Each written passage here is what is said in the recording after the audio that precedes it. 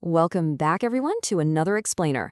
I am absolutely thrilled you're tuning in today because we are tackling what is arguably one of the most pressing, complex, and honestly fascinating issues of our entire generation. Okay, let's just dive right into this. We are looking at the current global landscape of AI governance and national regulation strategies, and we're drawing this directly from the latest Stanford AI Index report. And let me tell you right now, global AI governance is truly a tale of two deeply divided worlds. On one hand, we have this incredible breakneck innovation happening, and on the other, well, it's an absolute scramble to figure out who actually makes the rules. Just consider this quote for a second from Yolanda Gill and Raymond Perrault. They're the co-chairs of the Stanford AI Index. They said, the data reveals a field that is scaling faster than the systems around it can adapt. Honestly, that is the absolute perfect way to set the stage here.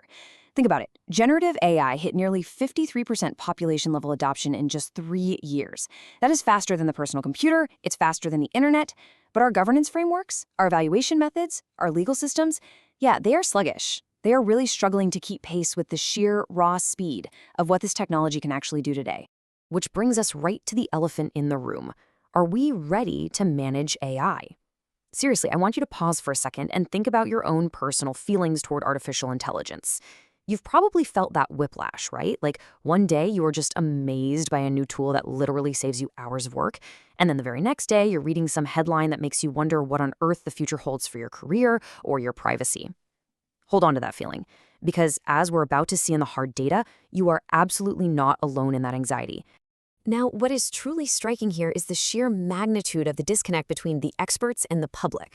There is a massive, and I mean massive, 50-point perception gap regarding AI's impact on jobs. When surveyed, 73% of AI experts actually expect the technology to have a positive impact on how people do their jobs, but the general public, only 23% agree. So the people who are in the labs actually building this tech see a vastly, vastly different future than the everyday citizens whose lives are going to be fundamentally changed by it. And this massive disconnect isn't just restricted to the labor market. It bleeds completely into how differently we view the broader promises of AI too.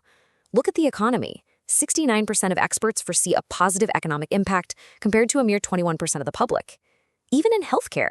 And healthcare is a field where AI is already doing incredible things, like ambient scribing and diagnostics. In that field, 84% of experts see a positive medical impact, while less than half of the public, just 44%, shares that optimism. It's wild. The builders and the buyers are practically living in two completely different realities. And all of those numbers brilliantly illustrate a fundamental societal tension we're experiencing right now. Globally, optimism about AI is actually rising. About 59% of people agree that AI products have more benefits than drawbacks, and that's actually up from last year. But at the exact same time, nervousness has climbed to 52%. In places like India, for example, there was a sharp 14 percentage point jump in concern in just a single year. We are collectively thrilled by the innovation, yet deeply, deeply anxious about an unknown future. Section 1. The Governance Gold Rush. So how are global governments, the adults in the room, responding to all this mounting anxiety? Well, they realize they can't just sit on the sidelines. They're scrambling. But the thing is, they are running in completely different directions.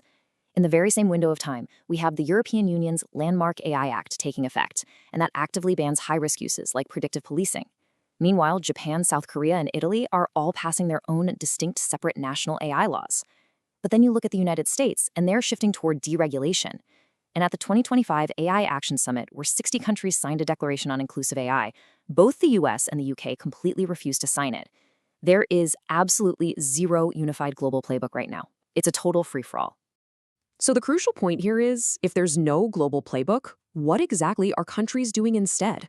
Well, they're turning inward. They are pursuing something called AI sovereignty. This is essentially the new global arms race. AI sovereignty is a state's capacity to act deliberately and make independent decisions over their own AI systems. Nations suddenly want total domestic control over the whole shebang, their data, their computing power, their models. It's no longer just about regulating tech, it's about owning it for national security and economic survival. In this push for sovereignty, it isn't just happening in Silicon Valley or Beijing. Because of this drive, more than half of the newly adopted national AI strategies in 2024 actually came from emerging economies. Lower-income economies like Ethiopia, Nigeria, and Ghana are jumping right into the fray with brand new formal AI strategies. They're heavily backing the expansion of their domestic infrastructure. Because every single nation is realizing that to have a seat at the table in the 21st century, they literally have to build their own AI capacity. Section 2.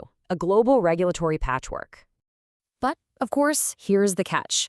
When every single country races to build its own sovereign AI walls, international cooperation completely fractures. Incredibly, out of all the nations in the world, only 5 countries, Canada, France, Germany, Italy, and Japan, have consistently endorsed every major global AI governance initiative since 2019. Every other nation is just moving in and out of these summits depending entirely on their own national interests. It is a highly, highly fragmented landscape. Section 3. The Trust Deficit. Now, I want to check in with you on why this fractured landscape actually matters to your daily life. Like, why should we care about this giant patchwork of rules? Because it completely dictates public trust. If the rules are confusing, disjointed, or just non-existent, people lose faith in the system. When we look at the percentage of people who actually trust their own government to regulate AI responsibly, the differences are just staggering. In Southeast Asia, trust is absolutely booming. Singapore is at an astounding 81%, and Indonesia is right there at 76%. That's largely driven by a historically strong faith in proactive, highly engaged government institutions in that region. But then, look at the United States. Fragmented policies and a heavily polarized political landscape have driven public trust to absolute rock bottom, sitting at just 31%. It is the lowest level of trust in domestic government regulation of literally any country surveyed. And yet, there's a really fascinating layer to that U.S. story. You might assume that low trust in the U.S. means people just want the government to stay out of AI completely, right? Actually, scratch that. The data shows the exact opposite. Across all 50 U.S. states, 41% of people believe federal regulation won't go far enough, and that significantly outweighs the 27% who fear it will go too far. So despite having incredibly low trust in their institutions, the public is still actively demanding more oversight, not less. They want someone to take the wheel.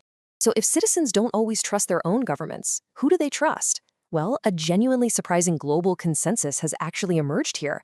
When surveyed globally across 25 countries, citizens actually trust the European Union more to regulate AI effectively than they trust the United States or China. The EU has clearly branded itself as the global referee with the EU AI Act, and internationally speaking, that strategy seems to be winning the public trust battle, far outpacing the US and Chinese models. Section 4. Innovation versus regulation. Which brings us to the final incredibly tricky complication in all this. How do governments protect citizens without completely falling behind in the global tech race? It's a massive tightrope walk, and here is how the global public feels about it. Despite all the anxiety we discussed earlier, 58% of the global public still prioritizes fostering AI innovation, advances in science and medicine, over the 41% who prioritize protecting industries through strict regulation. So people are nervous, yes, for sure, but they do not want to hit the brakes on progress. They want the medical breakthroughs, they want the scientific discoveries, they just want them done safely. And all of this leaves us with several massive, unresolved global tensions. We really have to remember that responsible AI means very, very different things depending on where you live. For instance, right now, top AI models still perform drastically better in English than in other languages, which is literally leaving entire regions behind.